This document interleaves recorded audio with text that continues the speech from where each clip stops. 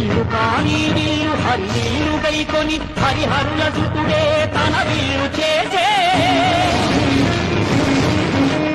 నారి కాని నారి ఆ ఆదిశేషుని మణికంఠ స్వామి తన వింటి నారిని చేసే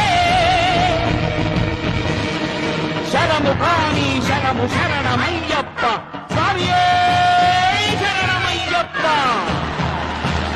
శరము కాని శరము శరణమయ్యప్ప అను చరణు ఘోషను దివ్య చరము గావించే